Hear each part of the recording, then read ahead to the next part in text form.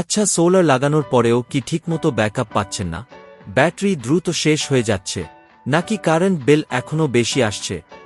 তাহলে এই ভিডিওটা শেষ পর্যন্ত দেখুন, আশা করি উত্তর পেয়ে যাবেন।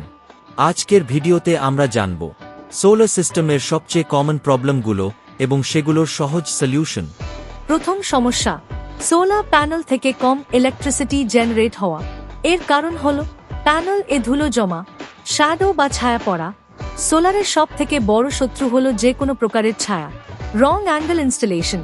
এর সমাধান হল মাসে অন্তত 2 বার প্যানেল পরিষ্কার করুন। প্যানেলের উপর শ্যাডো বা ছায়া পড়তে দেবেন না। প্রপার অ্যাঙ্গেল মেইনটেইন করুন। দ্বিতীয় সমস্যা, ব্যাটারি দ্রুত ডিসচার্জ হয়ে যাওয়া। কারণ ওভারলোড ইউজ বা অতিরিক্ত চাপ, ওল্ড ব্যাটারি বা পূর্ণ ব্যাটারি, প্রপার চার্জিং না হওয়া। এর সমাধান, প্রয়োজনের বেশি লোড ব্যবহার করবেন না। সময়মতো ব্যাটারি মেইনটেনেন্স করুন। ভালো কোয়ালিটি ব্যাটারি ব্যবহার করুন। তৃতীয় সমস্যা, ইনভার্টার ফল্ট বা ওয়ার্নিং। এর কারণ লুজ ওয়ারিং বা আলগা তার, ভোল্টেজ ফ্লাকচুয়েশন বা ভোল্টেজের ওঠানামা, ওভারহিটিং বা অতিরিক্ত গরম হওয়া। এর সমাধান, ওয়ারিং চেক করুন, প্রপার ভেন্টিলেশন রাখুন, সার্টিফাইড টেকনিশিয়ান দিয়ে ইনস্টল করান।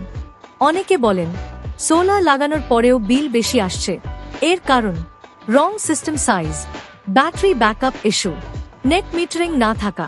এর সমাধান, লোড ক্যালকুলেশন ঠিকভাবে করুন, সঠিক ক্যাপাসিটি এর সিস্টেম নিন, নেট মিটারিং করুন।